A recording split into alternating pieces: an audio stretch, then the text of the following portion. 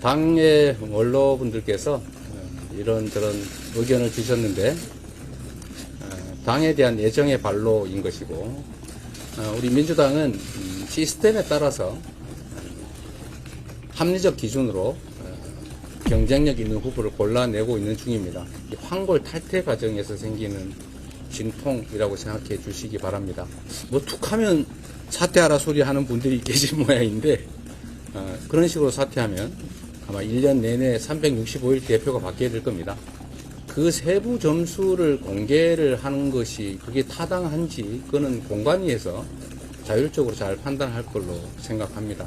뭐가 무서워서 박용진한테 이렇게 하는 겁니까? 또 당연히 저에게 공개되어야 할 심사평가 원본 자료도 숨겨가면서까지 이러는지 모르겠습니다. 학생이 시험을 잘 봤든 안 봤든 자기 성적표, 자기 시험지는 볼 수 있어야죠. 그게 무슨 대단한 일이라고 그거를 숨겨요.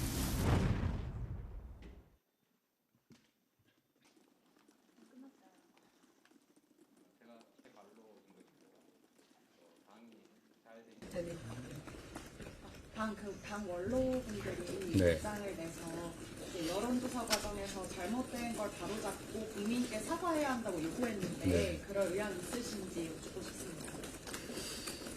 당의 원로분들께서 이런저런 의견을 주셨는데 당에 대한 애정의 발로인 것이고, 또 당이 잘 되기를, 이번 총선에서 승리하기를 바라는 마음에서 하신 충언이라고 생각합니다.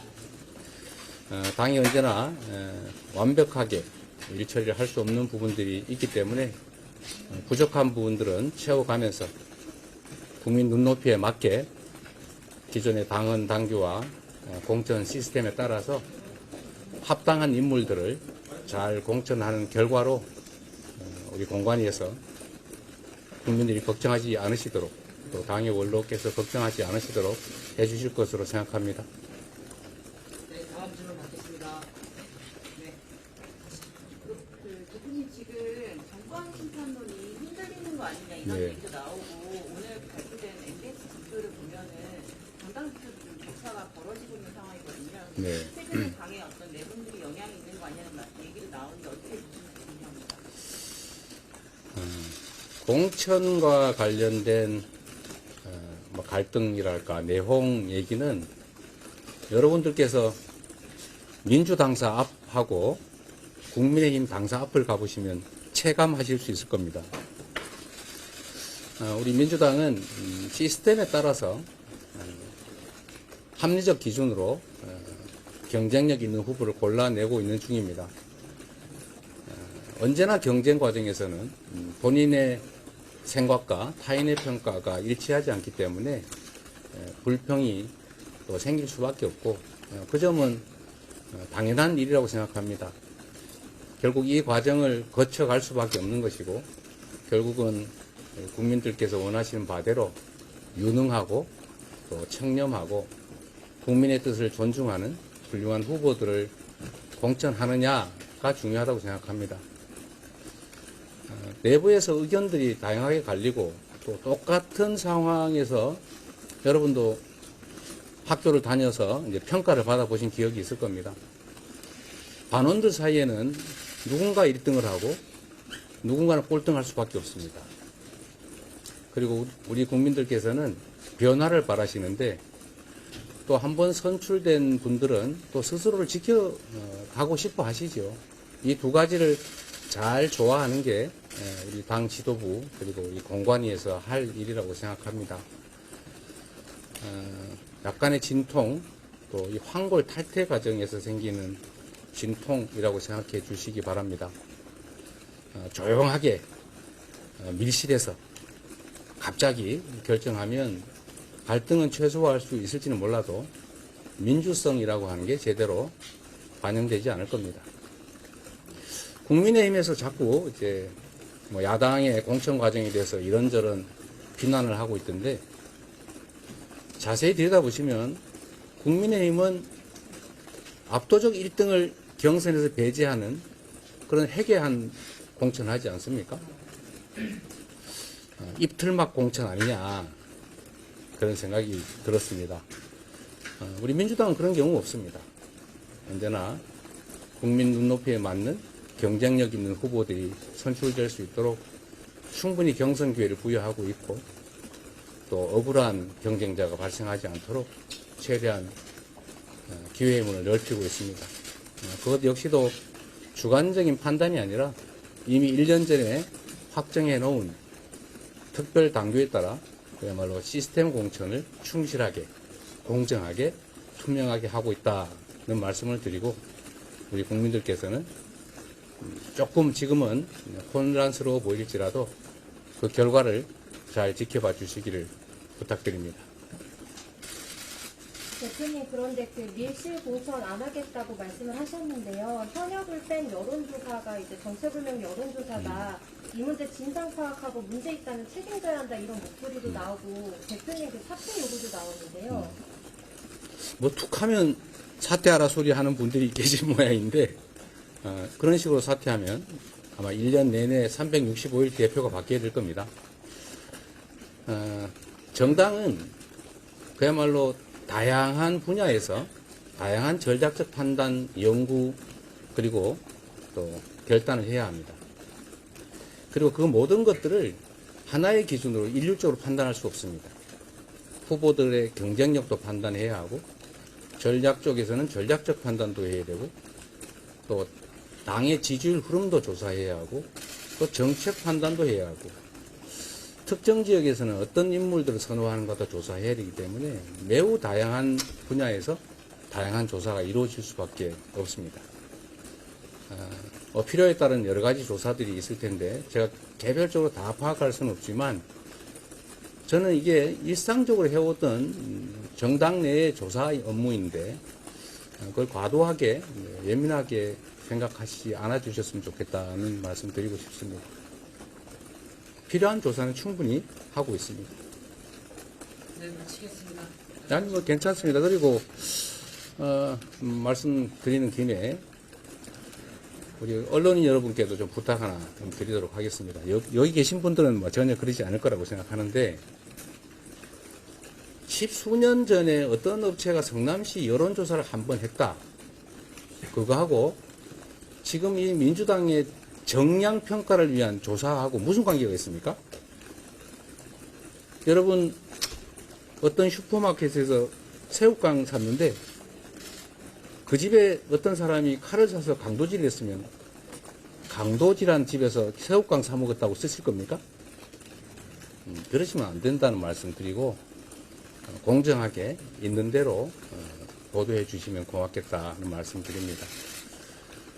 그리고 어디는 정말 시끄러운데 그거는 모른 척하고 어디는 그런 실제로 민주당사 앞에 가면 어디 예전 어느 때보다 혼란이나 이런 게 거의 없습니다. 그런 점들도 좀 살펴주시기를 부탁드립니다. 네, 마지막으로 하지만 질문 드리면 그 월요일부터 시작해서 상위 20%의 네. 내용 공개해달라고 네. 평가 내용 공개해달라고 하시는데요. 그거는 이미 작년에 선출직 평가위원회가 구성이 돼서 이미 평가 활동을 마치고 다 해산한 상태입니다. 그 결과물이 공관위원장에게 넘어가 있을 텐데 그 세부 점수를 공개를 하는 것이 그게 타당한지 그거는 공관위에서 자율적으로 잘 판단할 걸로 생각합니다. 그런데 여러분도 한번 그 점을 생각해 봐 주시면 좋을 것 같아요. 대부분이 정량평가로 되어 있습니다. 예를 들면 법안을 몇 개 제출했느냐, 그 중에 몇 개가 통과됐느냐, 그 중에 당론 채택된 건 몇 개냐 해서 점수 정의하게 되어 있고 또 뭐 그런 얘기도 언론인 여러분 사이에 있는 모양이던데 왜 내가 도덕성 점수가 빵점이라는 얘기가 나오느냐, 뭐 그 실제 그런지 아닌지 모르겠습니다만 제가 어떤 위원들한테 들었다고 하는 얘기를 그 기준을 가지고 한번 들어보니까 이런 게 있을 수 있다고 합니다. 소위 5대 비리가 해당이 되면 도덕성 점수가 50점인가 뭐 그런데 0점을 하게 돼 있다고 해요. 채용 비리가 예를 들면 문제가 됐는데 소명을 하지 못하면 0점인 거죠. 임기 내에 대정부 질의를 했느냐 안 했느냐에 뭐 15점인가 25점인가가 배정이 돼 있다는데 한 번도 질의를 안 했으면 객관적 지표상 15점 마이너스인 겁니다. 그런 점수들을 다 합쳐서 1000점을 기준으로 우리 민주당 의원님들 100수십 분을 이제 순서를 매긴 거죠. 저는 더불어민주당의 의원님들이 충분히 역량이 있고 성실하게 업무를 최선을 다해서 했다고 생각합니다. 그러나 평가위원들 입장에서는 불가피하게 점수를 매겨야 하고 그리고 등수를 가려줘야 합니다. 뭐 나하고 저 의원하고 별 차이도 없는데 나는 왜 하위냐 이렇게 말하면 누군가는 하위가 될 수밖에 없다는 그 현실을 무시한 것이겠죠. 주관적 평가의 가장 중요한 영역들이 또 이런 게 있다고 합니다. 심사위원들의 심사 의견도 있지만 동료 의원들의 평가 그거 거의 0점 맞은 분도 있다고 합니다. 여러분 아마 짐작하실 수 있을 분이시기도 한 것 같아요. 0점 뭐 그런 경우도 있다고 해요. 동료 의원들이 그렇게 평가한 겁니다. 그 다음에 지역구의 당원들의 평가 조사를 했겠죠. 또 지역구의 이제 국민 여론 조사 또 열 몇 명쯤 될 텐데 그분들의 또 평가 이런 걸 또 합산해서 평균을 낸 거 아니겠어요? 그래서 그 부분들을 가지고 왜 나는 하위냐 이렇게 얘기한다면 뭐 본인으로서야 그렇게 할 수 있지만 평가한 주체나 이걸 관리해야 될 주체 입장에서는 참 난감한 주장일 겁니다. 마치 선생님이 점수를 매겼는데 선생님 왜 저는 몇 점입니까? 그게 산수 점수 같으면 깔끔하지요. 그러나 국어 점수나 도덕 점수나 이런 건 참 어렵지 않습니까? 그런 점들을 좀 이해해 주시기를 부탁드립니다. 김민철 의원님을 만나서 어떤 얘기 하셨나요? 아까 오다가 보셨군요. 네, 의원님들이 요새 저한테 전화 많이 하십니다. 뭐 대표가 무슨 직접적 권한을 가지는 건 아니고 물론 최종적으로 최고위로 넘어오거나 또 그저 사전에 뭐 저한테 일반적 당무에 대해서 보고도 있긴 합니다만 어쨌든 의원님들께서는 저한테 이것저것 의논을 많이 해요. 김민철 의원님은 아마 오늘 보도가 어디 된 모양인데 뭐 그런 것 때문에 억울하다 이런 말씀을 하신 거고요. 근데 이것도 역시 본인은 억울하실 것 같고 또 평가하는 그쪽은 또 다른 의견일 수도 있기 때문에 제가 거기에 대해서 뭐라고 말할 수가 없겠죠. 요즘은 전화를 해달라고 해서 전화했던 것조차도 문제가 되기 때문에 웬만하면 전화를 받지 않고 있습니다. 고맙습니다. 감사합니다. 네.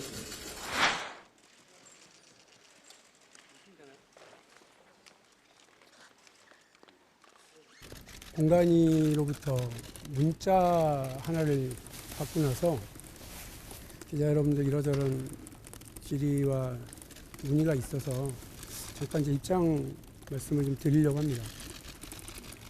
뭐가 무서워서 박용진한테 이렇게 하는 겁니까?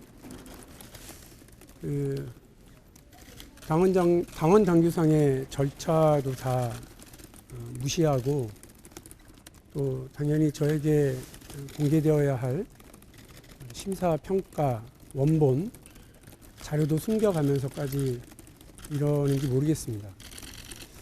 당이 마련한 당원 당규상의 절차에 따라서 재심을 요청했고 또 당의 결정을 최대한 존중하려고 하는 박용진의 마음을 왜 이렇게 짓밟는 거죠? 왜 그렇게 모욕을 주죠?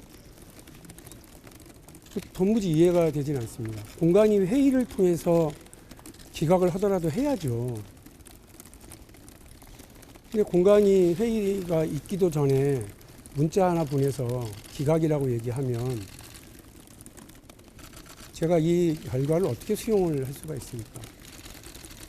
오늘 공관위가 재심위원회로서의 역할을 전혀 하지 않은 채로 저에게 일방적으로 보낸 이 기각 결정은 절차상 하자가 분명하고 당원 당규상의 위반이기 때문에 무효입니다. 그리고 이렇게 되면 심사 선출직 공직자 평가위원회의 심사 내용도 신뢰하기가 어렵습니다. 학생이 시험을 잘 봤든 안 봤든 자기 성적표, 자기 시험지는 볼 수 있어야죠. 그게 무슨 대단한 일이라고 그거를 숨겨요. 납득되지 않는데요. 진짜 더 납득되지 않습니다. 처음 박용진이 하위 20%다라고 이야기했던 것보다 더 납득되지 않는 일이 지금 벌어졌습니다. 다시 말씀드립니다만 당규상 이 신청 관련된 절차가 있고 그 절차에 따라서 저에게 소명 기회가 있고 또 관련 자료를 제출해 줄 것을 요청을 했고 또 어제 있었던 의총에서도 그러한 내용이 의원들의 의견으로 전달이 된 걸로 알고 있습니다. 공관위 쪽에요. 그런데 이렇게 하시는 건 아닌 것 같습니다. 이 절차상의 하자 그리고 당원 당규상의 절차 위반에 대해서 문제 제기하겠습니다. 그리고 받아들이기 어렵습니다. 네. 제 입장 말씀드렸습니다. 좀 질문 있으시면 제가 드리고요. 의원님, 아까 제가 의원님 측에 연락을 해봤는데요.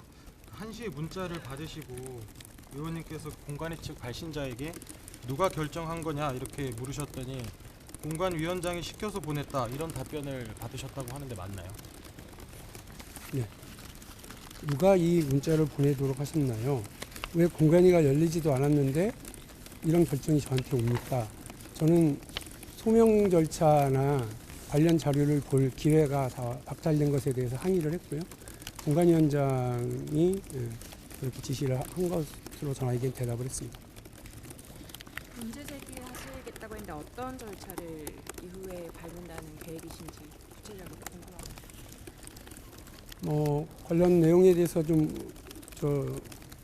비슷한 상황의 의원들하고도 좀 협의를 해봐야 되겠습니다만, 네, 지금 이 여러분들 앞에 서서 국민들께 말씀드리는 것도 절차상의 문제제기 하나입니다. 그리고 이 부분 저는 말씀드렸습니다만 당을 사랑하고 당의 절차를 존중하고 당을 지키려고 노력을 하는데 당의 공식 기구가 당원 당규를 위반하고 절차를 무시하고 그리고 당을 사랑하는 국회의원이자 당원인 박용진의 마음을 이렇게 무참하게 짓밟고 신뢰를 무너뜨리는 것은 용납하기가 어렵습니다. 이렇게 하시는 거 아니라고 생각합니다. 뭐가 무서워서 학생에게 자기 시험지와 성적표를 보지 못하도록 숨기는 겁니까? 정말 납득되지 않습니다. 마치겠습니다. 지금 동료 의원들하고 협의를 좀 해야 돼서. 네. 네? 이재명 대표가 방금 전에 그 브리핑에서 동료 의원 평가 0점 받은 분도 있다라고 하면서 여러분이 짐작하실 분도 있을 만한 분인 것 같다라고 하셨는데 그럼 왜 이재명 대표를 보시고 저는 못 봅니까? 그 성적표를. 이재명 대표는 보셨다는 얘기잖아요. 왜 이재명 대표는 보고 정작 그 평가의 당사자는 자기 시험 성적표를 볼 수가 없다는 거죠? 근데 이 대표가 성적표를 본 건 아니고 언론 보도를 보니까 뭐 언론인한테 들었다고 그러면 말씀하시는 제가 지금 말씀드리는 건 취소. 말씀하신 거는 이재명 대표는 보고 저는 못 봤다는 것처럼 들려서. 그런 대표의 말에 대해서 좀 어떻게 저는 지금 이재명 대표가 뭐라고 얘기하는지가 중요한 게 아니라 어떤 책임을 서로가 질 거냐가 더 중요하다고 생각을 합니다. 임혁백 위원장님은 당의 공식기구인 공천관리위원장이십니다. 그리고 동시에 선출직 공직자 평가위원회의 재심위원장이시기도 합니다. 당원 당규에는 그 기각을 공관위원장이 하거나 이렇게 결정하도록 돼 있는 게 아닙니다. 공천관리위원회가 재심위원회로서 그걸 검토하고 심사할 수 있는 것으로 알고 있습니다. 근데 이걸 개인이 직자적으로 또 독단적으로 이렇게 했다고 그러면 저는 임혁백 위원장님이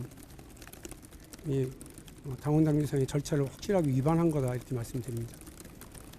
네, 고맙습니다.